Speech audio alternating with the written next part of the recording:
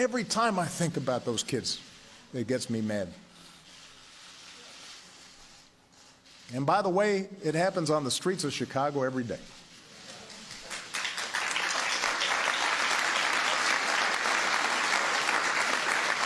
So, we cannot simply turn away and dismiss those in peaceful protest as troublemakers or paranoid.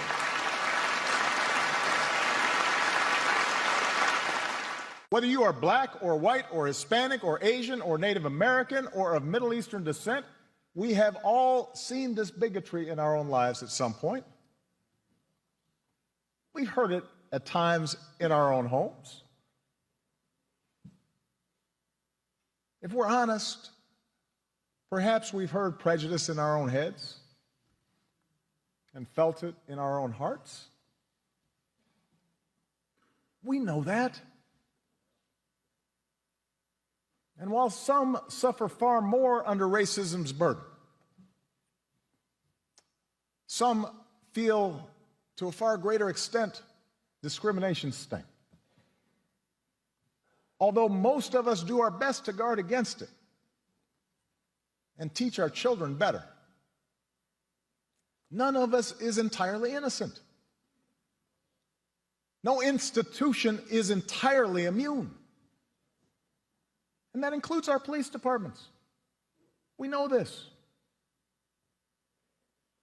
And so when African Americans from all walks of life, from different communities across the country, voice a growing despair over what they perceive to be unequal treatment,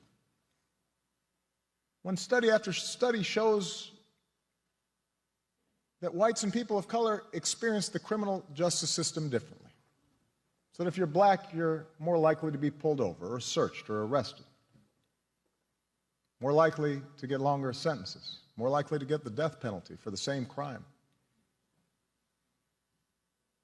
When mothers and fathers raise their kids right and have the talk about how to respond if stopped by a police officer, yes, sir, no, sir, but still fear that something terrible may happen when their child walks out the door, still fear that kids being stupid and not quite doing things right